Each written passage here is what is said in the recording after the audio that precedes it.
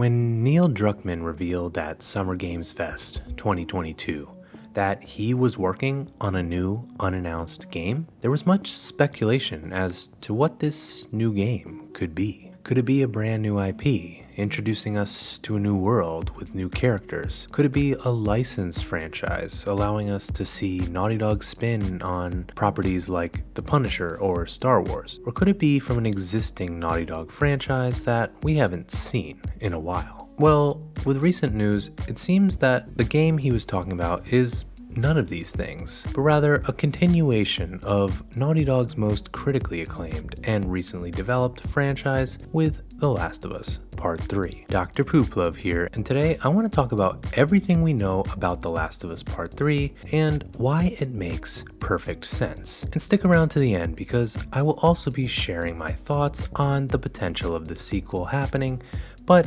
let's get right into it. And the first thing we know is that there already is a draft framework for this game. Neil Druckman confirmed this a while ago, and technically this is confirmation in and of itself that this game is in development, because technically writing is a form of game dev. Now, we don't have any concrete details on what the story is really about, but it seems that Naughty Dog does have a vision for what they want this game to be, and of course that probably has led them down the path of trying to bring this to fruition. We also recently heard from Laura Bailey in an interview that she gave where she said that she would be happy to reprise the role of Abby. Of course, this doesn't mean too much, but it potentially means that Naughty Dog hasn't gotten far enough into development to be bringing the actors in, or else maybe she would have been tighter-lipped. Of course, though, she could be, acting. Either way, it does make sense that Abby would be back given the Firefly angle that was set up at the end of The Last of Us Part 2, and what potentially happened to her as she bit off Ellie's fingers right after a fresh infected bite. And of course, the other bit of news we've received on this game so far is that a leaker,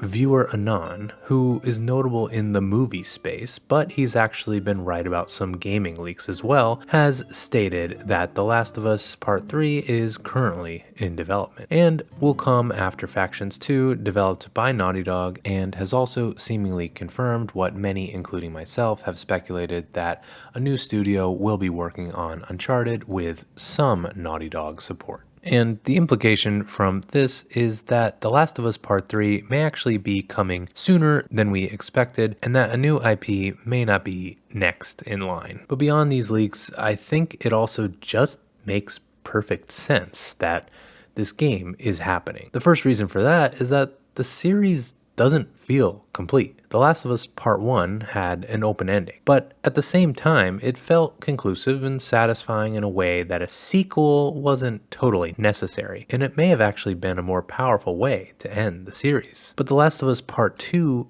ended differently. Still an open ending, but not satisfying in a way that the series should end there. There are still a few mysteries to solve, and characters have been left in flux, such that a sequel does seem very necessary. Additionally, Sony's recent cross-media strategy seems pretty focused on making their biggest franchises into full-on universes, much like the MCU, with multiple entry points and perpetual content. A remake of The Last of Us Part 1, a brand new TV show on HBO, and a live service multiplayer are just the beginning of this cycle, and lines up exactly with how Sony is treating their Horizon series as well, with news and leaks on that series indicating that there will be a remake of the original game, a multiplayer entry, as well as a Netflix series, and most likely a sequel to Horizon Forbidden West. And with the likely success of The Last of Us HBO series, it would be unwise for Naughty Dog to potentially let the series events get ahead of the original source material. We had that happen with Game of Thrones, and it wasn't good. And so with all this,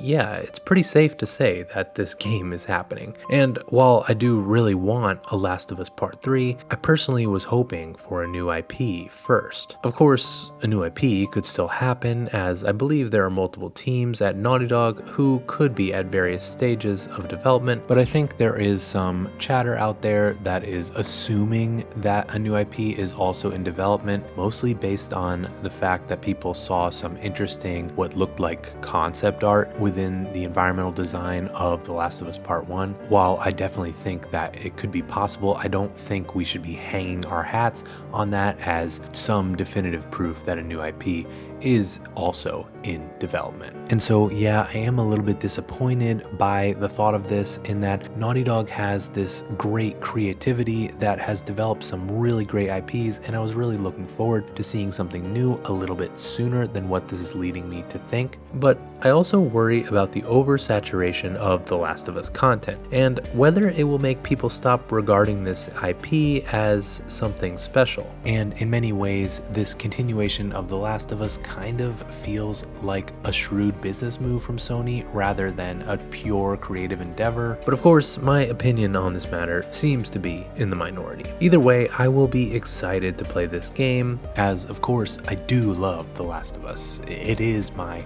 very favorite Naughty Dog IP. But what could the story for this game be about? Well, this video is my ideas for a sequel, so you should check that out. But otherwise, so long, Pooper Troopers.